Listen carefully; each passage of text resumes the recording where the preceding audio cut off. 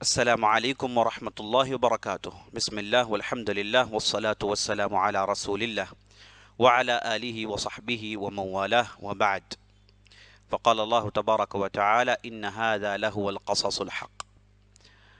عزیز ساتھیوں، ماں و بہنوں اور خواتین اسلام، یہ اللہ کا بہت بڑا احسان و فضل ہے کہ اللہ سبحانہ وتعالی نے ہمیں اس مبارک مہینے میں روزے رکھنے اور کثرت سے عبادت کرنے کی توفیق بخشی۔ اللہ سبحانہ وتعالی کی بارگاہ میں دعا ہے کہ اللہ سبحانہ وتعالی ہمیں ہر قسم کی پریشانیوں اور دقتوں اور مشکلوں سے محفوظ رکھے اور ہماری عبادتوں کو قبول فرمائے۔ عزیز دوستو، گزشتہ کی مجلس میں ہم نے عہد مغلیہ کے تعلق سے کہا تھا کہ ہم اس کی گفتگو کا آغاز کریں گے، تو تھوڑی باتیں آ بھی گئی تھیں۔ بابر کے تعلق سے ہم نے کہا کہ ان کا نام اصل نام ظہیر الدین تھا اور لقب ان کا تھا بابر، اور یہ فرغانہ نامی علاقے کے امیر تھے، شہزادے تھے، لیکن حالات نے کروٹ بدلے تو یہ اپنی حکومت چھوڑ بیٹھے۔ در در کی ٹھوکریں یہ کھاتے رہے اور کافی انہیں نقصان ہوتا رہا۔ ہر بار انہوں نے کوشش کی، وہ ترکستان میں پنپ نہیں پائے تو افغانستان آئے، افغانستان میں پنپ نہیں پائے، آخرکار کابل کو اپنے قبضے میں کرتے ہیں، اور ہندوستان آنے کی انہیں ہمیشہ سے خواہش رہی۔ جب دولت خان لودھی، جو لودھی خاندانی کا تھا، جو لاہور کا صوبیدار تھا، اس نے ابراہیم لودھی سے جھگڑا اس کا ہو گیا تھا، تو آخرکار وہ بابر کو اس نے دعوت دی کہ وہ آئے اور ہندوستان پر حملہ کرے اور ابراہیم لودھی کے مظالم جو وہ ڈھا رہا ہے اس سے ہندوستان کو اور ہندوستان کی عوام کو بچائیں۔ تو اس کے کہنے پر بابر ایک معمولی سی لشکر لے کر ہندوستان میں آ دھمکتے ہیں، اور اس کے بعد پانی پت کی لڑائی ہوتی ہے 1526 میں، اس میں بابر کی جیت ہوتی ہے، ابراہیم لودھی اس لڑائی میں مارا جاتا ہے۔ تو اس کے بعد سے لے کر یعنی 1526 سے لے کر 1530 تک بابر کی حکومت ہندوستان میں رہی، لگ بھگ 4 سال کی حکومت تھی۔ یہ اس دوران حکومت بابر نے بہت سارے اچھے کام کیے اور بڑی تیزی سے اپنی سلطنت کے حدودوں کو انہوں نے بڑھایا۔ اس میں قابل ذکر جو لڑائی ہے وہ لڑائی رانا سنگا کی ہے۔ رانا سنگا کی جو لڑائی ہے یہ قابل ذکر لڑائی ہے۔ یہ 1529 میں پیش آئی، 1529 میں لڑائی پیش آئی، اور یہ لڑائی میں رانا سنگا اصل میں راجپوت تھا، جو لودھی دور میں اسے کافی طاقت ملی، اور آس پاس کے بہت سارے راجپوت بادشاہ راجہ اس کے ساتھ جمع ہو گئے تو اس کی طاقت کافی بڑھ گئی تھی، اور بابر کو معلوم ہوا کہ اگر رانا سنگا یہ راستے میں روڑے ڈالتا رہا تو بابر اپنی مقصد میں کامیابی حاصل نہیں کر سکتا۔ تو وہ مقصد میں کامیابی حاصل کرنا ہے تو رانا سنگا کو راستے سے ہٹانا ہے۔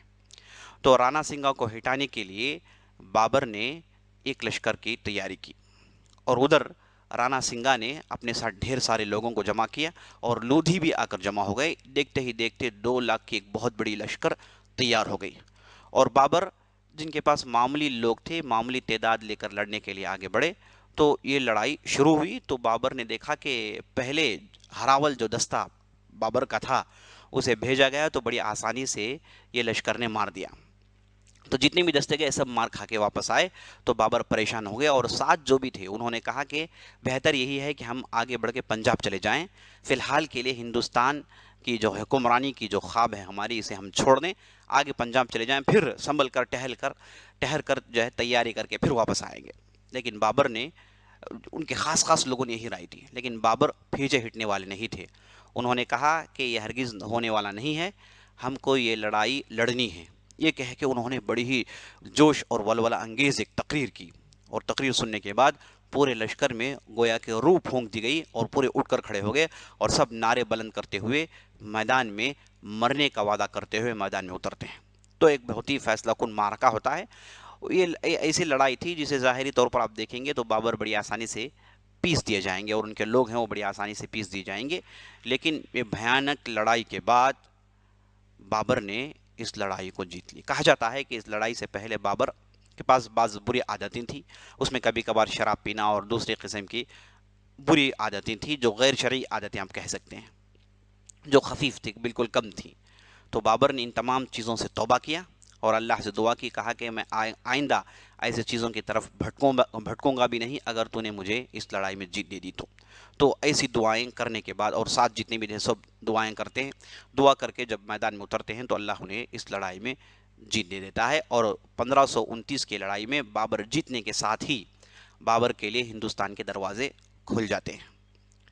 اور جب راجپوتوں کی حکومت تھی تو انہوں نے ان کے ماتحت جو مسلمان تھے ان پر انہوں نے ظلم کیے، اور خاص طور پر مسجدوں اور خانقاہوں کو انہوں نے ٹارگٹ بنایا، مسجدوں کو ڈھائے گئے اور مسجدوں کو نقصان پہنچایا گیا۔ جب بابر نے اس علاقے کو فتح کر کے آگے بڑھے، مالوا کے دوسرے علاقے جہاں جندیری اور اس کے بعد رنتھمبوڑ، ایسے علاقے میں جب پہنچے تو وہاں دیکھا کہ مسجدوں کے ساتھ انتہائی بدسلوکی کی گئی ہے، مسجدوں میں گاؤں کو جو ہے چھوڑ دیا گیا ہے، اور اس کا جو فضلہ جو گوبر تھا اسے لے کر دیواروں میں لگایا گیا ہے، یعنی مسجد کے ساتھ انتہائی بدترین سلوک ہوا، اور قرآن کے ساتھ بھی بدترین سلوک ہوا تھا۔ تو بابر نے فوراً حکم دیا کہ ان تمام چیزوں کو صاف کر دیا جائے، اور پورے چیزوں کو صاف کرنے کے بعد دوبارہ وہاں پر اچھے انداز سے نمازیں قائم ہوئی، اور اس کے بعد پھر بابر نے اپنی بات کو آگے بڑھایا، اور دیکھتے ہی دیکھتے بہت سارے علاقے جو چھوٹے چھوٹے قلعے تھے سب کو بابر نے فتح کر لی۔ تو بابر 1530 میں وفات پا جاتے ہیں، اور جو بابر جو تھے یہ صاحب سیف اور صاحب قلم، یعنی تلوار اور قلم دونوں کا استعمال جانتے تھے۔ یہ عام طور پر ایسا ہوتا نہیں ہے، بابر اس اعتبار سے بڑے ہی انوکھے آدمی ہیں۔ یہ جہاں تلوار کا استعمال جانتے تھے وہاں یہ قلم کا بھی استعمال جانتے تھے، اور تلوار کی بات، بہادری کی بات آئی تو بابر ایک ایسے جفاکش، ایسے بہادر آدمی تھے کہ یہ گھڑ سواری کے غیر معمولی ماہر تھے، اور گھڑ سواری میں بیٹھ کر بڑی تیزی سے چھلانگ لگا کر اڑنا، اور اپنے دونوں بغلوں میں، دونوں ہاتھوں میں دو مضبوط سپہ سالاروں کو دبوچ کر لے کر اڑنا، یہ ان کے لیے بہت آسان کام تھا۔ تلوار چلانا ان کے لیے بہت ہی آسان کام تھا، اور پیروں میں چپل کے بغیر کئی میل تک پہاڑیوں میں چلنا یہ ان کے لیے آسان تھا، یعنی زندگی میں ہر تکلیف انہوں نے جھیلی تھی، تو جسم ان کا کافی مضبوط تھا، اور تلوار چلانا اور یہ جو سپہ سالاری ہے اس میں کافی بہت آگے تھے، اور اسی کے ساتھ ساتھ قلم چلانا بھی جانتے تھے، یعنی فارسی اور ترکی کے ایک منجھے شاعر تھے، ان کے کئی اشعار آج بھی موجود ہیں، فارسی اور ترکی زبان کے یہ بہترین شاعر گزرے ہیں، اور یہ شعر و شاعری لکھتے تھے اور اسے سننا پسند کرتے تھے۔ نہ کہ صرف بات یہاں ختم ہوتی ہے، قلم کا استعمال دیکھیے عزیز دوستو، انہوں نے ایک کتاب لکھی جس کا نام تھا تذکرہ بابری، جس میں خود اپنے سوانح عمری، اپنی زندگی کو انہوں نے درج کیا کہ کیسے انہوں نے فتوحات کو آگے بڑھایا، کیسے انہوں نے جو ہے دنیا میں جو ہے ہندوستان کے اندر کیسے جو ہے رہے، اور ہندوستان میں کون سی چیزیں پسند آئی، ہندوستان کو کیسے ترقی کرنی چاہیے، بہت ساری باتیں انہوں نے اپنی اس کتاب میں درج کی ہیں، خود اس قلم کے جو ہے اس کتاب کے وہ خود کاتب تھے۔ اور اس کے بعد یہ جو کتاب انہوں نے لکھی بڑی تحقیق کے ساتھ لکھی، گنی ادھر ادھر انی سنی باتیں، لوگوں کی باتیں، عوام کی باتیں، عوام کا رہن سہن، اسے انہوں نے درج نہیں کیا، بلکہ ایسی باتوں کو انہوں نے اپنی کتاب میں درج کیا جسے انہوں نے اپنی آنکھوں سے دیکھا ہو، اور انہیں بھرپور علم ہو کہ یہ جو بھی باتیں میں بتا رہا ہوں بالکل صحیح ہے، ایسی باتوں کو انہوں نے اپنی کتاب میں درج کیا۔ تو عزیز دوستو، اس اعتبار سے بابر ایک بہترین کاتب کے حیثیت سے بھی تاریخ میں آپ دیکھ سکتے ہیں۔ اسی طریقے سے بابر ایک فونٹ، ایک خط کے موجد ہیں جسے خط بابری کہتے ہیں، آج بھی یہ فونٹ مشہور ہے، فارسی اور اردو میں خط بابری مشہور ہے، اور اس خط کے یہ موجد ہیں، اس خط کو انہوں نے شروع کیا، اور اس خط میں یہ قرآن پاک لکھا کرتے تھے، اور آگے چل کے اس خطوط کو انہوں نے بہت ترقی دی تو اس کے بہت ساری شکلیں نکلی، تو اس سے معلوم ہوا کہ بابر ایک بہترین کاتب بھی تھے، اور یہ ایسے ان کے فائنڈنگز بھی تھے۔ اس کے علاوہ وہ کتابوں کے شوقین تھے، کتابوں کو جمع کرنا انہیں کافی پسند تھا، اور کتابوں کو پڑھنا کافی پسند تھا، اور کہا جاتا ہے کہ جہاں لڑائی میں جاتے تو بھی ان کے پاس کتابیں ہوا کرتی تھیں، اس انداز سے یہ علم دوست تھے۔ جب یہ ہندوستان میں آئے لوگوں نے سمجھا کہ یہ بھی تیمور جیسے ہوں گے، ان کے جو دادا تیمور تھے وہ ہندوستان آئے، اور ہندوستان کو انہوں نے جلایا، لوٹا، قتل عام کیا، اور اس کے بعد ہندوستان چھوڑ کر چلے گئے۔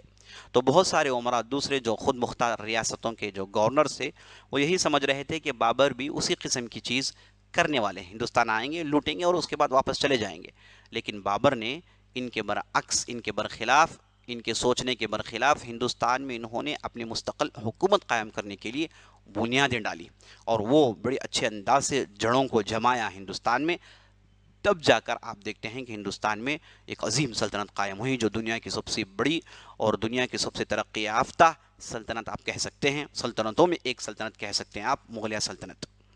तो ये थे अजीज़ दोस्तों बाबर। और बाबर की जो नसीहत गुज़िश्ता मजलिस में मैंने कही, उसमें उन्होंने अपनी किताब में ये नसीहत दर्ज की है, जिसे मैं आपके सामने पढ़ना बहुत ही ज़रूरी समझता हूँ कि बाबर ने अपने लड़के को हिंदुस्तान के मुतालिक क्या नसीहत की थी। ये बहुत ही अहम नसीहत है दोस्तों, जिसे मैं आपके सामने पढ़ना चाहता हूँ। वो अपने लड़के हुमायूं को नसीहत करते हुए कि हिंदुस्तान में कैसे रहना है और हिंदुस्तान में कैसे हुकूमत कायम करना है, इस ताल्लुक़ से उनकी नसीहत काबिल गौर है। वो अपने लड़के से कहते हैं, फ़र्जंद मन, हिंदुस्तान में मुख्तलिफ़ मज़ाहिब के लोग रहते हैं और ये अल्लाह की बड़ी इनायत है कि इसने तुम्हें इस मुल्क का बादशाह बनाया। अपनी बादशाही में तुम्हें ज़ैल की बातों का ख्याल रखना चाहिए, यानी इन बातों का, इन पॉइंट्स का तुम्हें ख्याल रखना चाहिए। पहला पॉइंट ये कहते हैं, तुम मजहबी तासुब को अपने दिल में हरगिज़ जगह ना दो और लोगों के मजहबी जज्बात और मजहबी रसूम का ख्याल रखते हुए रौ रियायत के बग़ैर सब लोगों के साथ पूरा इंसाफ करना। ये पहला नुक्ता। दूसरा नुक्ता कहते हैं कि गौ कशी, यानी गाय को ज़बह करना, इस ताल्लुक़ से कहते हैं गौ कशी से बिल्कुल बिलखुसूस परहेज़ करना, ताकि इससे तुम्हें लोगों के दिल में जगह मिल जाए और इस तरह वो एहसान और शुक्रिया की जंजीर से तुम्हारे मोती हो जाएंगे। यानी देखिए, यानी जो चीज़ इस्लाम में हलाल है, जैसे खाना हलाल है, लेकिन बाज़ हिंदू इसे पसंद नहीं करते, तो इन्होंने कहा कि तुम इसे खाना छोड़ दो। यानी इस अंदाज से रियाया परवर थे, रियाया का ख्याल करते थे। तो आज जो इसे लेकर जो मिशन चल रहा है, लोगों को तो इन्होंने कह दिया है कि गाय ज़बह नहीं करनी है, लेकिन इसका ये एक्सपोर्ट करते हैं, इसे खूब फ़ायदा कमाते हैं। तो इसमें कहाँ तक इनके अंदर सच्चाई है, ये जो है अल्लाह ही बेहतर जानता है। और इस्लामी नुक्ते नज़र से गाय एक जानवर है, इसे आप खाने के लिए, पेट भरने के लिए, गरीबों के लिए ये चीज़ जो है बहुत मुनासिब है, क्योंकि गरीब बकरा और बकरी उसका गोश्त खा नहीं सकते, और उसके बाद अगर सिर्फ वो शाकाहारी बन जाए तो फिर मुश्किल हो जाएगा हिंदुस्तान में। तो ये एक ऐसी चीप ग़िज़ा है जो गरीबों का पेट भरता है, तो इसे खाने में कोई हर्ज नहीं, लेकिन इसकी तिजारत करना और इसे बेतहाशा इसका खून बहाना, गैर ज़रूरी खून बहाना। और हमने शुरू में बताया था कि हिंदू मज़हब के रिवाजात ऐसे हुआ करते थे, तो ये चीज़ जो है ये होनी नहीं चाहिए, इसे मुसलमान भी पसंद नहीं करते। लेकिन ज़बरदस्ती मुसलमानों के घरों में घुसकर और उन्हें खून उनका बहाएं, उन्हें कत्ल करें सिर्फ इस चीज़ को लेकर, और इसे एक पॉलिटिकल रंग दें और इसे लेकर जो है बहुत सारी बातें करें, ये चीज़ें जो ऐसी हैं जिसे आप हरगिज़ जो है मान नहीं सकते। और तीसरा नुक्ता ये कहते हैं कि तुम्हें किसी कौम की इबादतगाह मिसमार नहीं करनी चाहिए, यानी तोड़ना नहीं चाहिए, और हमेशा सबसे पूरा इंसाफ करना चाहिए, ताकि बादशाह और रईयत के ताल्लुकात दोस्ताना हो और मुल्क में अमन व अमान रहे। इस्लाम की इशाअत जुल्म व सितम की तलवार के मुकाबले में लुत्फ़ व एहसान की तलवार से बेहतर हो सकती है। शिया सुन्नी इख्तलाफात को हमेशा नज़रअंदाज करते रहो, क्योंकि इससे इस्लाम कमज़ोर हो जाएगा। छठा पॉइंट, अपनी रैयत के मुख्तलिफ़ खसूसियात को साल के मुख्तलिफ़ मौसम समझो, ताकि हुकूमत बीमार और ज़ौफ़ से महफूज रह सके। तो ये मुख्तसर नसीहत थी अजीज़ दोस्तों, जिसे बाबर ने अपने लड़के हुमायूं से किया था। ऐसी नसीहत अगर इस पर बेहतरीन तौर पर उन्होंने अमल किया होता तो बहुत ज़्यादा आगे बढ़ सकते थे।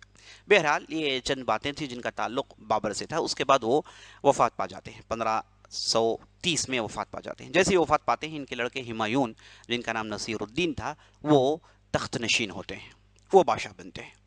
और ये जो थे बड़े ही रहम दिल, अपने बाप की तरह रहम दिल, फैयाज़, खुदा से डरने वाले, मामलात में दुरुस्तगी, इस्लाह पसंद, अच्छे किरदार वाले, ये सब चीज़ें इनके अंदर थी। बहुत सारी खूबियाँ बाप की जो थी इनके अंदर थी। लेकिन बाप मेहनती, जफाकश और ऐशो आराम से दूर और काहिलीपन से दूर हुआ करते थे। लेकिन ये जो हुमायूं थे ये थोड़े ऐश पसंद थे, क्योंकि शहज़ादे थे और इन्हें बाप ने बहुत सारा माल दिया था, बहुत सारे फतूहात हुए तो ढेर करोड़ों रुपए इनके पास जमा हो गए थे, तो ऐश पसंद हो गए थे।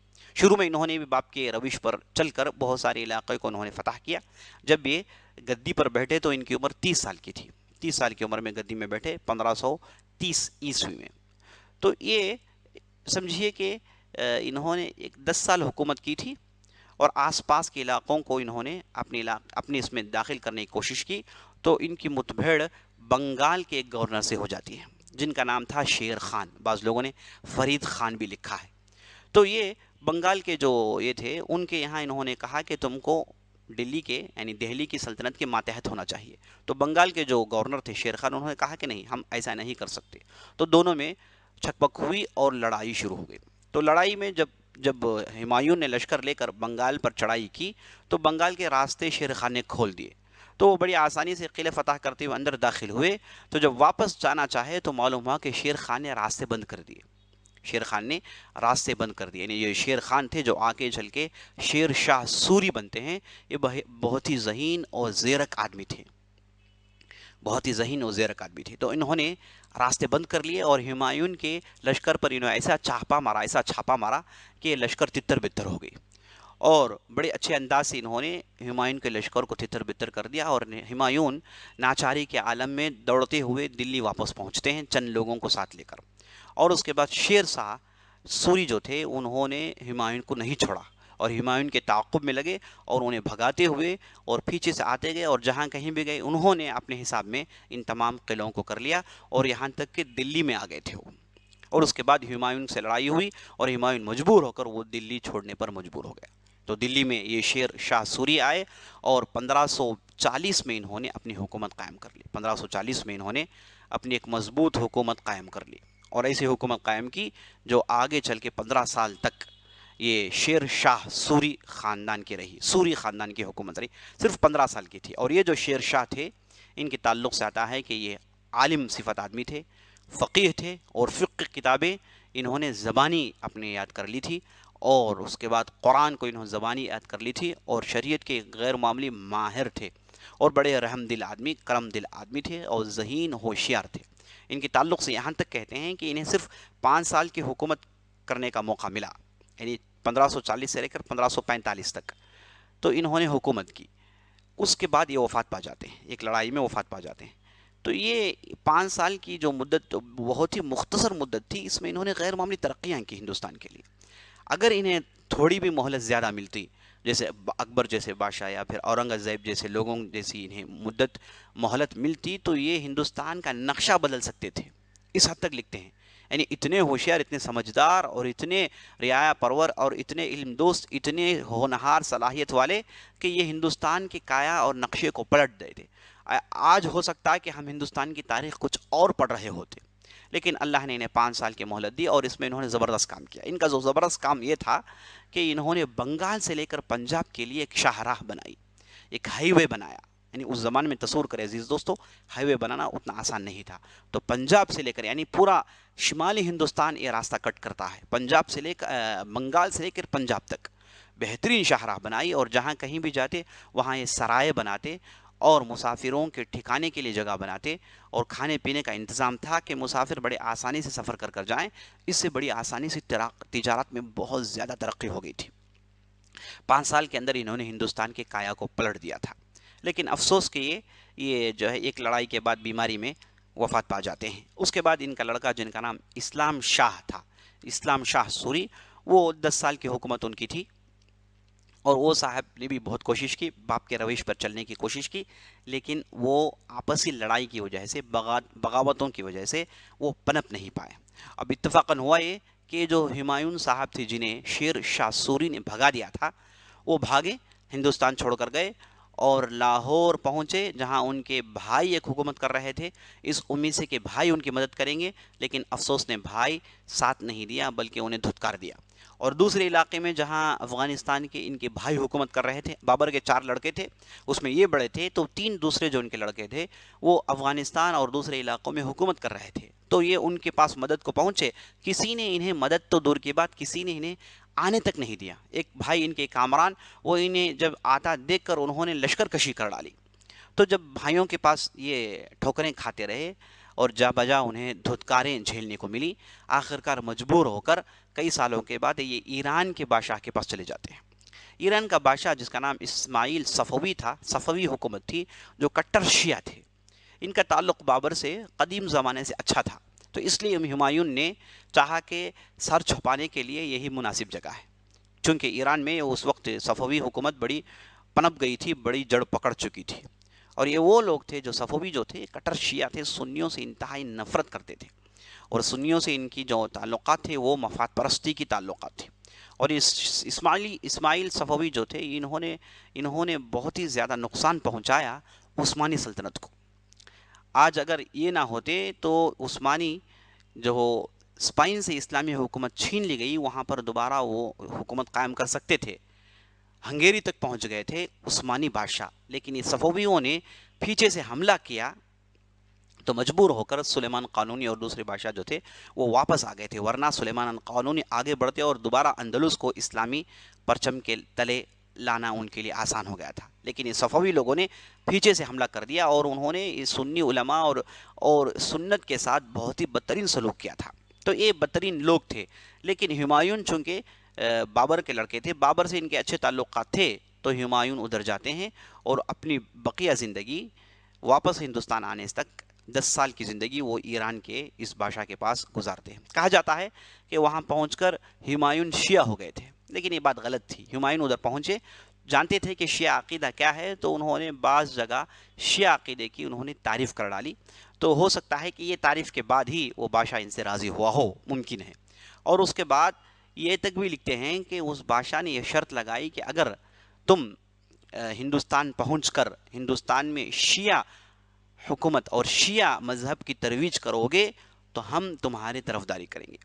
بہرحال یہ باتیں کہی جاتی ہیں، اللہ بہتر اس کے صحت کو جانتا ہے.